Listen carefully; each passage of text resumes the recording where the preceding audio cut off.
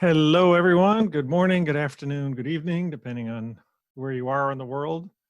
Let me jump over here. And if this is the webinar you were expecting, you're in the right place.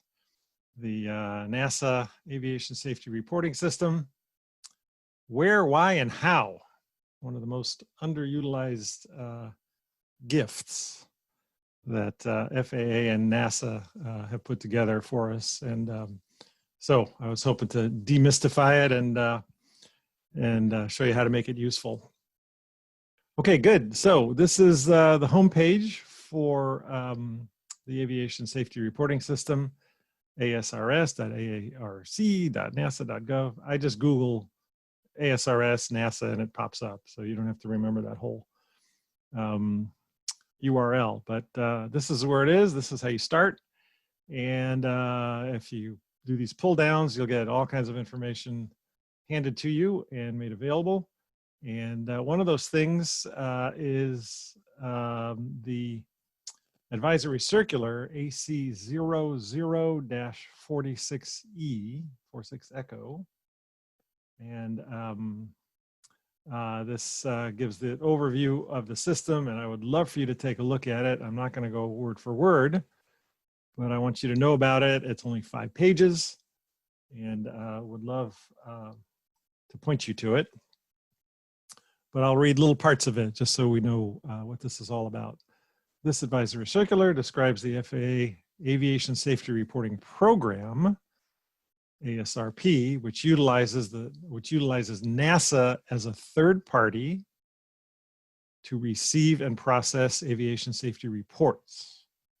And these reports come from pilots, controllers, flight attendants, maintenance personnel, et cetera, et cetera.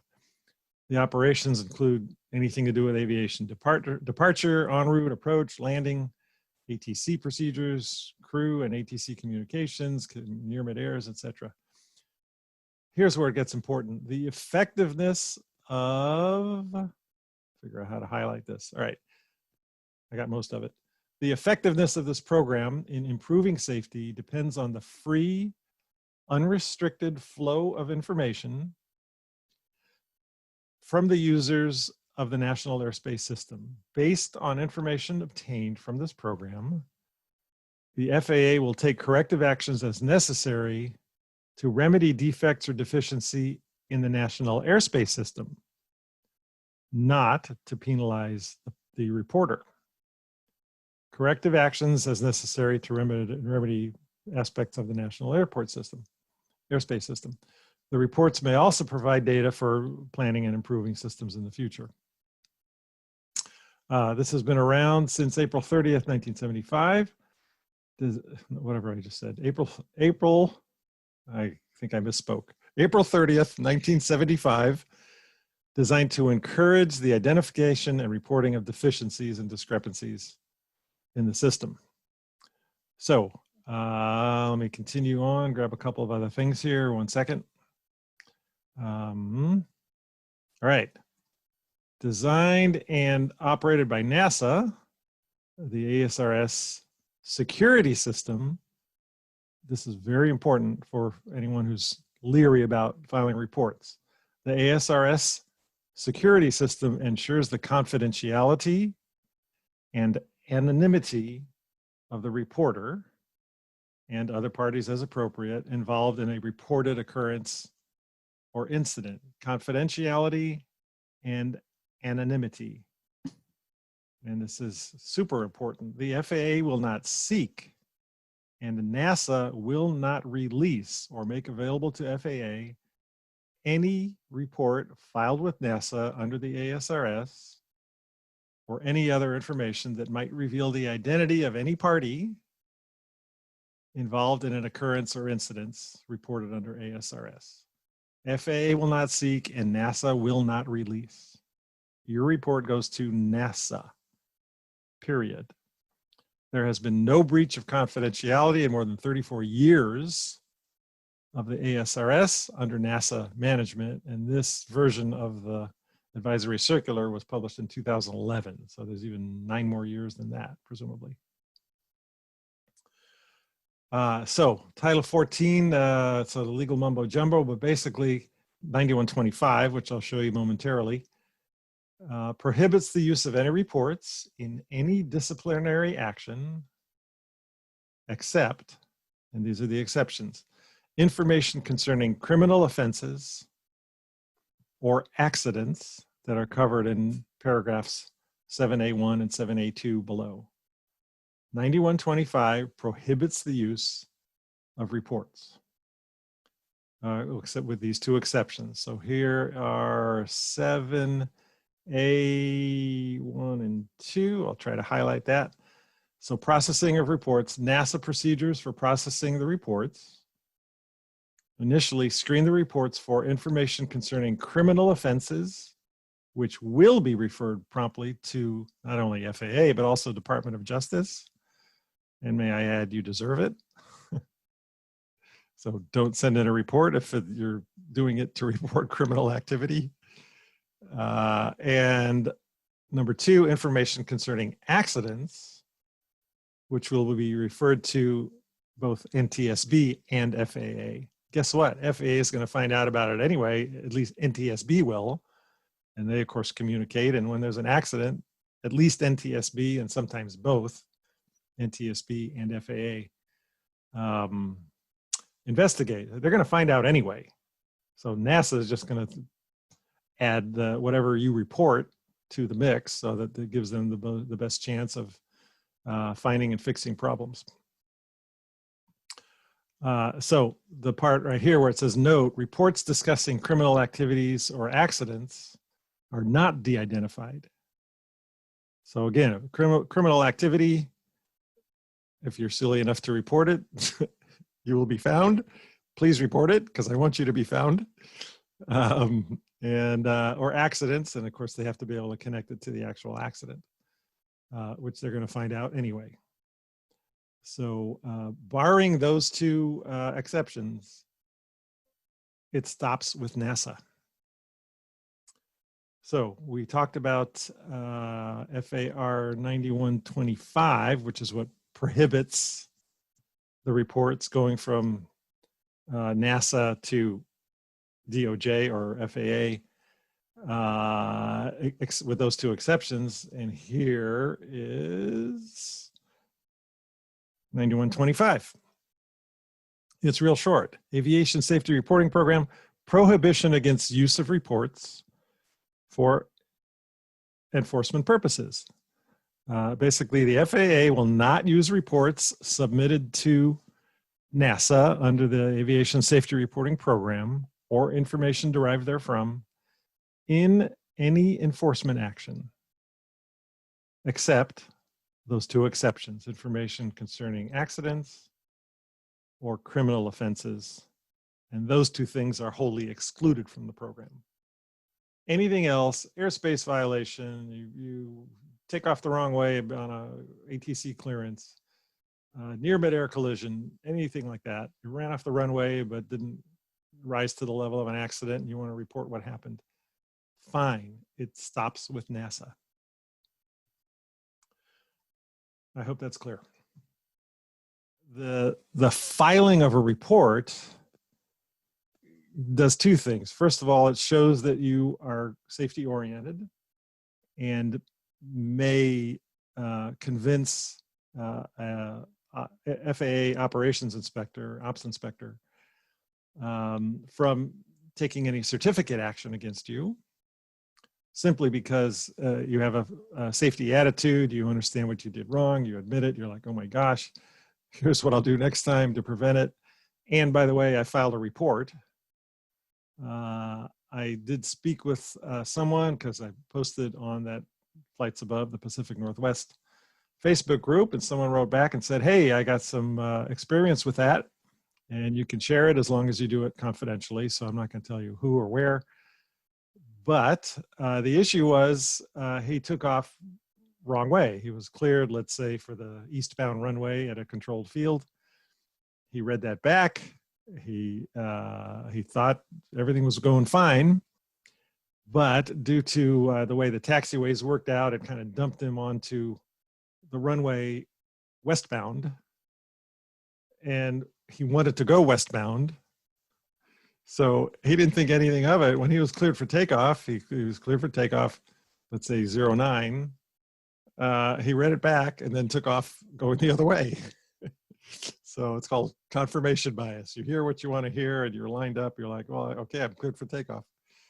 So a mile or two out, the tower calls him and says, hey, let me give you a phone number to call. And he said, okay, what for? And they say, well, we cleared you to take off to the east and you took off to the west. Oh man. So he called him up and chatted it over, and then proactively called FAA and got voicemail for one of the operations inspectors that said, you will never believe what I did. Here's what happened. I'm really sorry. I messed up. I was going westbound and I read everything back right. And then I just took off the wrong way. Oh my gosh, I've never done this before. I know, I know what I'm doing. I messed up. And by the way, I filed a NASA ASRS report and I'm really, really sorry. The ops inspector called him back sometime later and they had a nice chat, and in part, simply the act that he had filed an ASRS report, as well as his positive attitude and apologetic, and he knows better and so on, all that put together caused the ops inspector to say, okay, I'm just going to write this off as I forget what it's called, but we had a discussion. I'm closing the case. There'll be no enforcement action. Please be more careful next time. Done. That safety attitude where you're, among other things, you're filing a report, can swing the ops inspector in your favor and say, great, thank you. You know, we're more about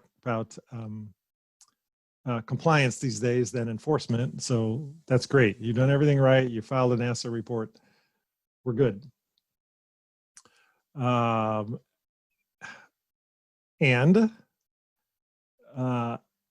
If it does come to a certificate action because of, let's say, a worse violation than that, or you're busted at Bravo airspace or something really critical, and they do enforcement action, it can be used to forestall a certificate action.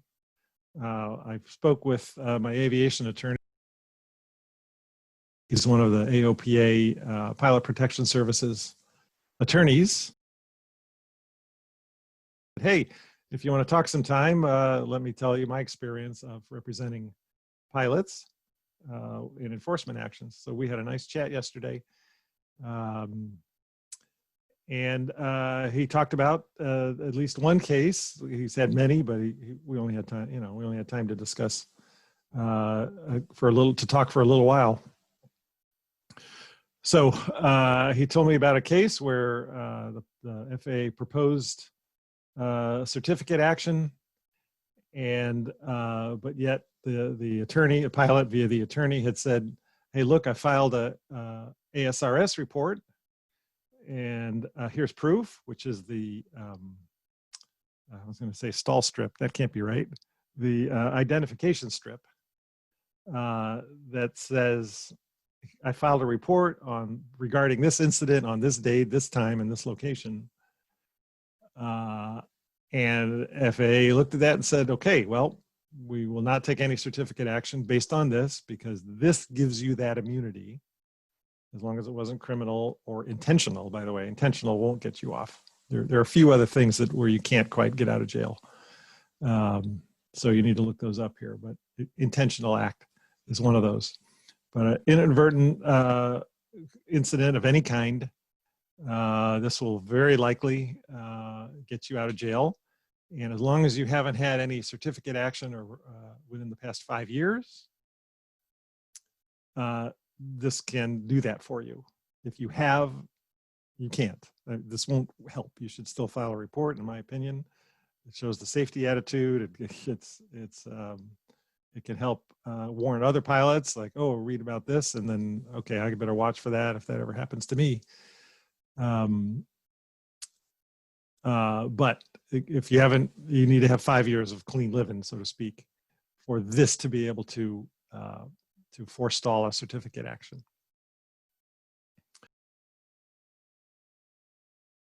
So when you file a report, if you do it electronically, you get this receipt immediately that says you filed a report on this and this date. It doesn't say what exactly it was related to, but at least you're getting confirmation that you filed something. Within a couple of weeks, you will receive back the identification strip. It's basically the very top part of this that they send back to you. So for example, in this case, it says there's my name, phone number, etc., address, and the type of event was low-level maneuvering, the date of occurrence, local time, and that is what you or your attorney would present to FAA and say, hey, look, I filed a report in a timely manner, which in ASRS land means 10 days from the time of the occurrence or the time where you first learned that something wrong happened. 10 days. So do it like the next day so you don't forget. It was low-level maneuvering. I got lower than I should have, in my opinion, and I wanted to document it. So that's it. This is what FAA gets if you give it to them because of an investigation, and that can prevent them from hitting you with a certificate action, a suspension, revocation, and so on. Well, suspension anyway. Revocations are harder. So hope that's clear. When you get this in the mail, you keep this thing. In fact, scan it, stick it in your computer, keep it backed up in the cloud. Do not let this get away from you. And I would also recommend printing your report before you hit submit in NASA land. I'll show you that because we're gonna file a report basically. So I want you to print that whole thing. Okay, so here again is that the home page, and over here on the left, if you could see my oversized mouse pointer, where it says callback, receive free monthly newsletter by email. Once a month, you'll get something that I'll show you in a moment. And I highly, highly recommend this. I've been subscribed to this for decades, and I absolutely love it. So in order to subscribe, guess what? Hit subscribe to Callback. It will depend on the speed of your computer. Take you to this, throw in your email address, zip code, and it'll send you the confirmation thing. And you're signed up. And once a month, it's usually pretty early in the month, you will get the Callback newsletter in your email. It's it's basically a 2-page PDF with narratives that people have sent in and distilled down and presented in actually very readable and entertaining format. So for example, this is the May, so Callback. I'm trying to see if I can expand the screen for you. Here, let's try this. There we go. So in this case, they focused on maintenance. So this is issue 484 since they started way back in whatever year I said. So a day in the life of a maintainer. So whether supporting commercial, et cetera, the maintainers work diligently and strive to keep the nation's aircraft airworthy and mission capable. They are indispensable, which is absolutely true. ASRS does, however, receive reports suggesting maintainers are vulnerable to similar types of threats that plague aircrew. In other words, anyone can make a mistake. So here's one in a Cessna 172, so airplane familiar to all of us.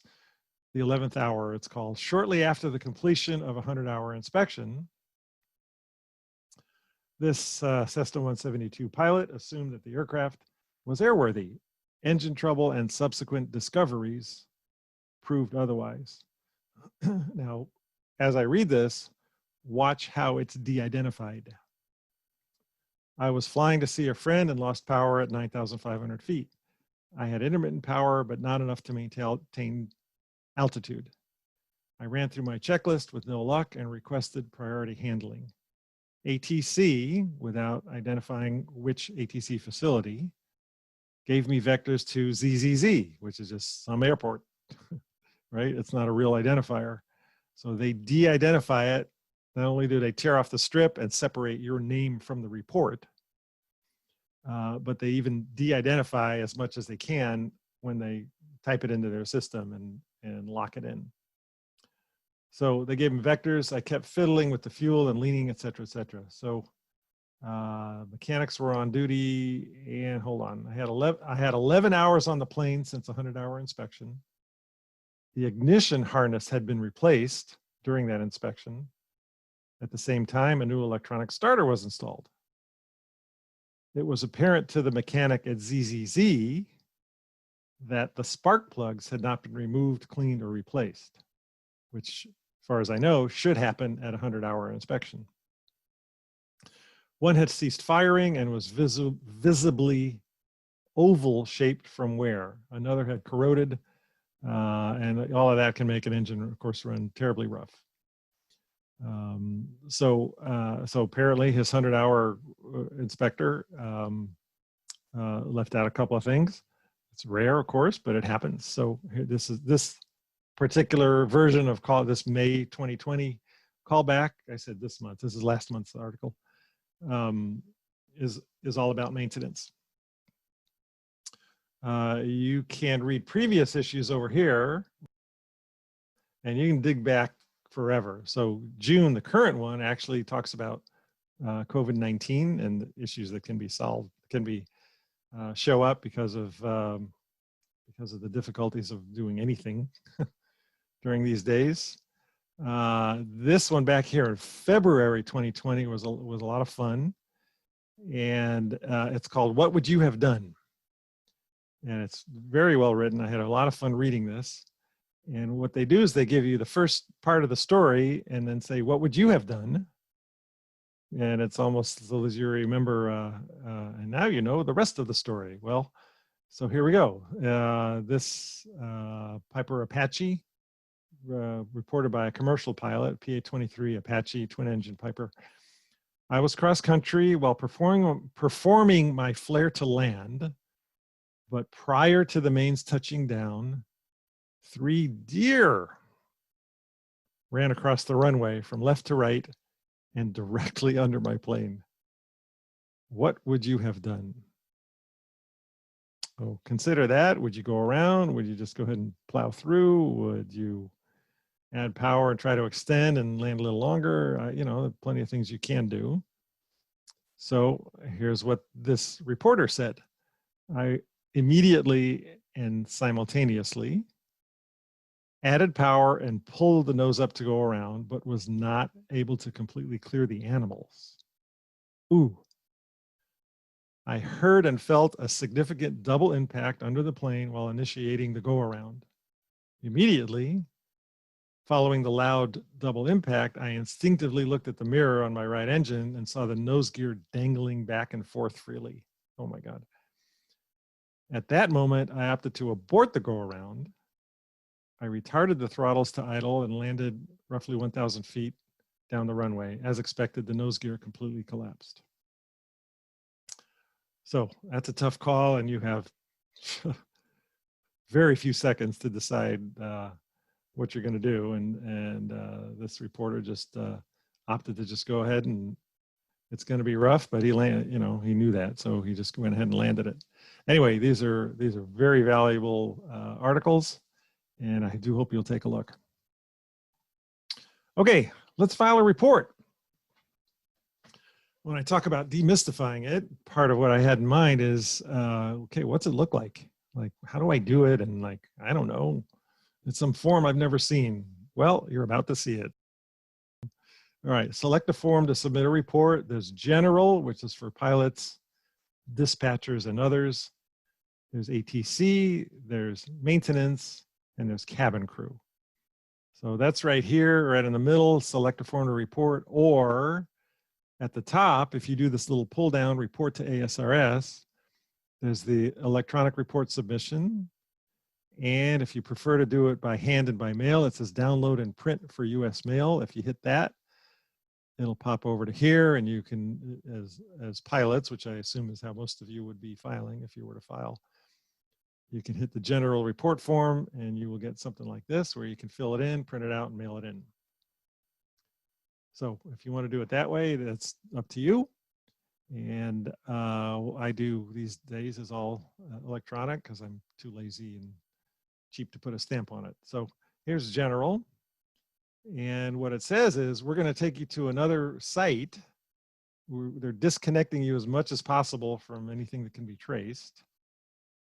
And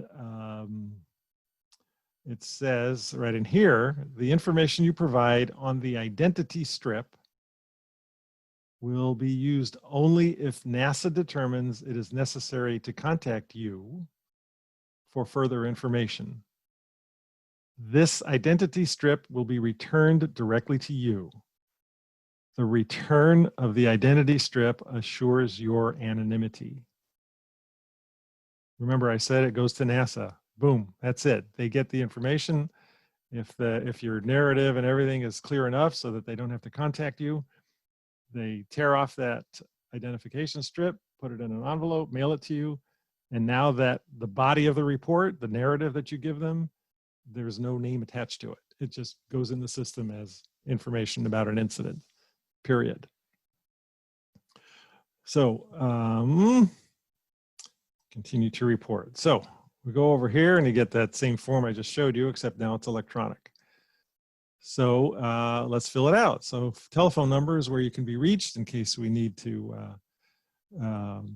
ask you questions. In the 20 or so reports that I filed, I think I got a phone call once, only because something wasn't clear in my narrative and they needed to, like, not clear what altitude that happened at, or were you eastbound or westbound or something like that. But that's it. I've only been called once. So let's say, for example, we're going to fill this in, and home phone, what's that? Nobody has home phones. How about other? So 503, anything, 0, whatever, make up a phone number. And let's say you're willing to be called between 8 a.m. and 6 p.m., whatever you want. So there's your name. I happen to be this guy.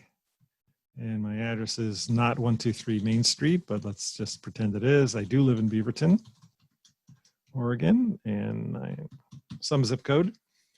And then it pops over here, type of event or situation. So what is it you're reporting? Airspace violation, near mid-air collision, slid off the runway, rough engine. Those of you that have been to my previous webinars, you may have been to my one that's the power loss at 300 feet off of Pearson Field in Vancouver.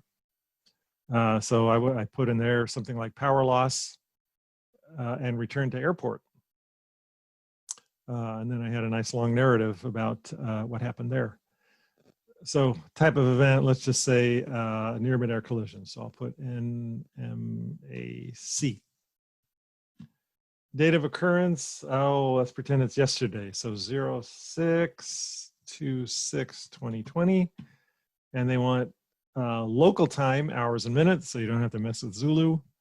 And I don't know, let's say I was flying with my student and it was a little after 3 in the afternoon. So whoops, 24-hour clock. So 3 would be 15:15. So remember, it's 24 hours clock. So don't write 3:15, they'll think it's 3:15 a.m. All right, so that's the identification strip. That's what will come back to you, and once they tear that off, everything else is de-identified. And that's what goes in their system. And when you receive this identification strip back, treasure it like gold, because you may need it, as I said, if FAA comes calling. Okay, so reporter, captain, first officer, pilot flying, pilot not flying, etc. I suppose I'm a captain, but I don't have the cute epaulettes or the cap. So single pilot and instructor. Whoops, it can only do one or the other. So let's say I was instructor in this particular flight. And then just a little bit of background on the reporter. So I have, let's say, 3,200 hours. Last 90 days, I don't know, 50, who knows. Time in type, let's say it was a 172, and who knows, probably 500 hours. So that doesn't have to be super accurate. They're just trying to find, in general, what are this person's qualifications. Certificates and ratings. So for me, it would be commercial pilot, flight instructor, multi-engine, instrument rated. And over here is ATC experience. I have none. And I'm not filing, even if I did, I'm not filing as the controller. I'm filing as the pilot in this case. And so let's see, airspace. I don't know. Let's just say it was just general everyday airspace, class Echo, not control tower airspace. It wasn't low enough to be uncontrolled class Golf, etc. So just class Echo airspace somewhere. And then conditions and weather. Was it VMC? Was it IMC? Mixed, marginal? Well, yesterday was gorgeous, but let's just pretend it was marginal. And what other conditions were there? Oh, this is the Northwest, so it rains a lot. So let's just say, I don't see drizzle on here, so let's call it rain. And fog. And then was it daytime, nighttime? Let's see, dawn, daylight, night, or dusk. Well, 3:15 in the afternoon on a June date. Guess what? It was daylight. And what was the ceiling? I don't know. I think it was 3,000 feet. Let's just say. Visibility because of the rain and fog. I don't know, 6 miles. RVR, instrument pilots know about that. And if it related to something on a runway, you'd have an estimate of the RVR. So I'll leave that out. And then this one has to do with ATC. Were you talking to anybody? Your ramp personnel, ground control, tower, TRACON, etc. And again, I'm just pretending I was in class Echo airspace, not talking to anybody. So I just leave it blank. If it was, if I was talking to someone, just for example, let's say I was talking to ground TRACON center. TRACON, approach control. And let's just say it was a PDX approach, for example. That's how that would look. But I'm going to pretend there's none. All right, your aircraft type, and over here in this grayed out lettering, you may not be able to see. They're looking for make and model, for example, Boeing 737, not N number, not tail number, not flight number. They don't want that information here below the identification strip. All they want is type aircraft. So let's say Cessna 172. And how was I operating? Well, if I was instructing, I was just operating on a FAR 91, Part 91. And what type of operator? Air carrier, air taxi, corporate, fractional, etc. Personal in this case. It's not any of the others. So it's just training is considered personal. And if you want, you can put that over here in other and say flight instruction or training mission or something. So here's mission. Well, now you get to say training. So you didn't even have to put it in that other box. So under mission, let's say training. Were we on a flight plan? Generally, when we're doing instruction, local instruction, we're not. Of course, if we're doing cross-country instruction, we often are. So let's just say none. And what phase of flight? Well, that's an interesting question. Taxi, parked, takeoff, initial climb, et cetera, et cetera. And let's just say none of those apply that are climbing or descending. So taxi, parked, takeoff, initial climb, cruise. So that would be cruise, which is basically just en route. We're just flying along and up showed a Piper Cherokee or something like that. So route and use, direct, oceanic, vectors, visual approach, etc. So I don't know, none. We weren't en route to anything. We're in the practice area, for example. And we weren't on an airway or a star or a SID. Instrument pilots know what that is. And so that takes care of the information about the aircraft I was in. Now, since we were pretending that it was a near mid-air collision, pardon me, I clicked add aircraft, and I'm going to talk about the other aircraft. excuse me, you could say unknown if you don't know what its type was. You didn't get a good look at it. You caught a glimpse of it out of your eye and you're like, oh my God, we just about collided. But let's just, for example, say we happened to notice that it was a Cherokee something. So we'll just put PA-28, Piper Cherokee, if you don't know the number. And we don't know what he was flying under, what FAR part. We can guess, probably a Part 91. This stuff we don't know if it was air taxi or anything else. Just leave blank what you don't know. You don't know if they were on a flight plan. You don't know any of these things. So you just say what you know.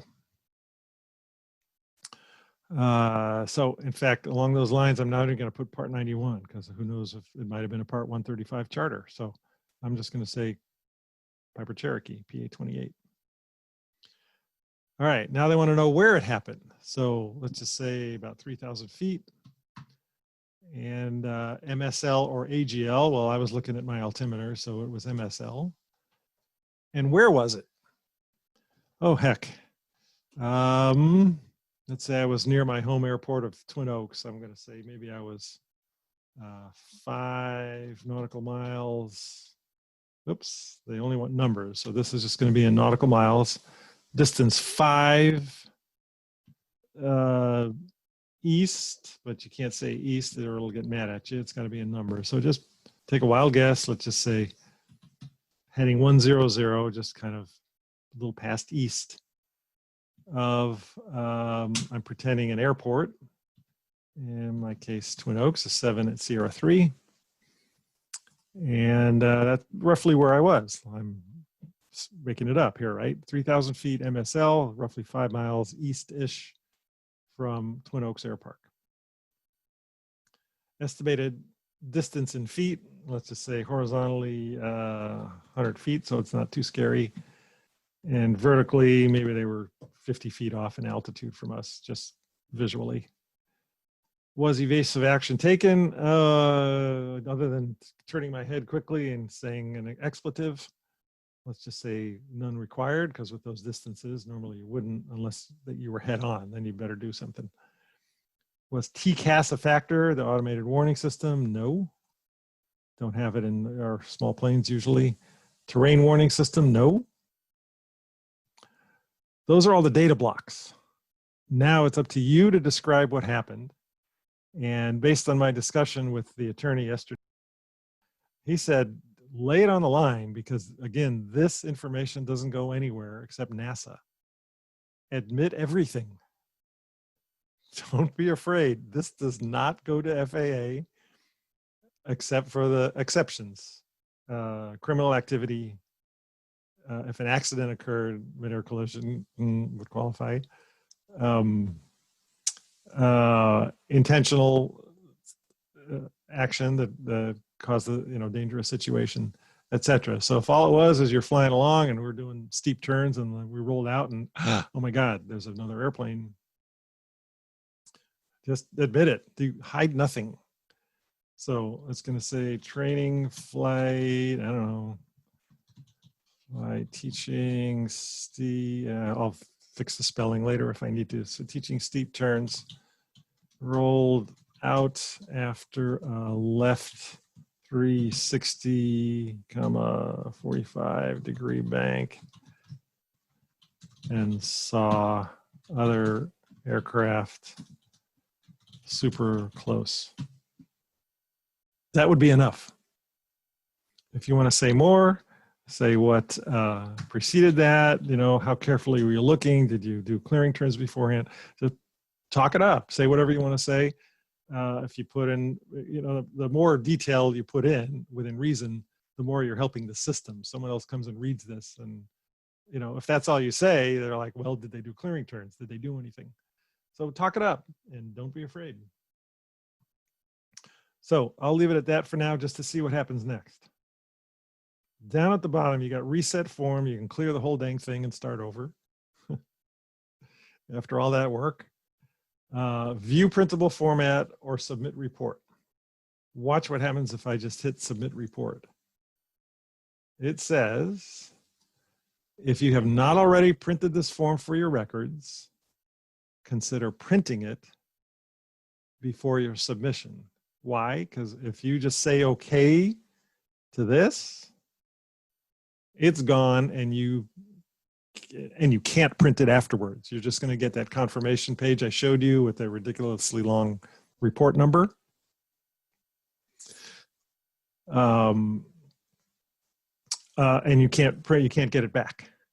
So my suggestion is, if you do mistakenly hit submit report, hit cancel, be very careful.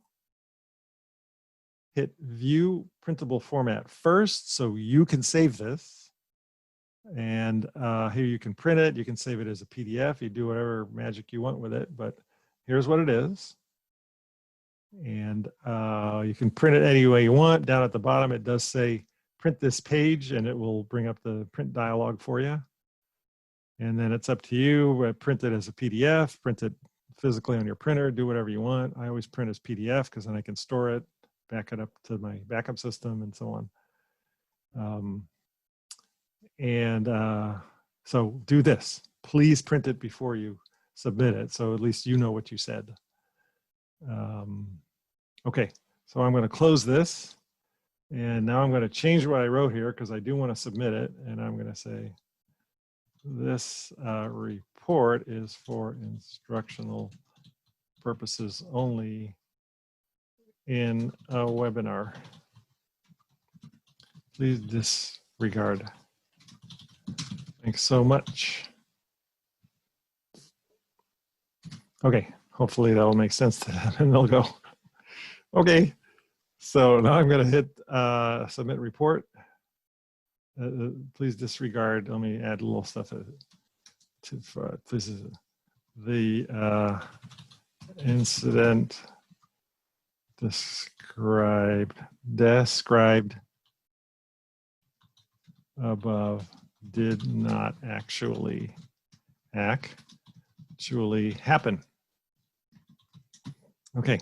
This report is for instructional purposes only. Please disregard. The incident did not actually happen. Okay, so submit report. And again, it's going to warn me about printing. Let's just say I already did the PDF. I say okay, and bingo, I get this. So here's my initial proof that I filed something with this ridiculously long receipt code. And if you just close this browser window, this is gone too. So you got to print everything before you close it. Nothing gets stored, and you can't log in and retrieve it because then it wouldn't be de-identified. It's so de-identified, you cannot get back to it afterwards. So I would go print this page. So at least you save this in case when they try to return the identification strip to you in the mail, some reason it doesn't reach you, who knows what, where things happen with US mail. Print this page any way you want, print it to PDF, print it physically. As you know by now, I always print to PDF. And now you have a record that you filed something. When you get the ID strip back, it'll have all that other top level information, the date, the time of occurrence, and so on, and then that's it. So yeah, it's a beautiful thing. So here's what we talked about, of course, how to get Wings credit. After the overview, we talked about immunity, the Callback newsletter, filing reports, which we just did a mock report.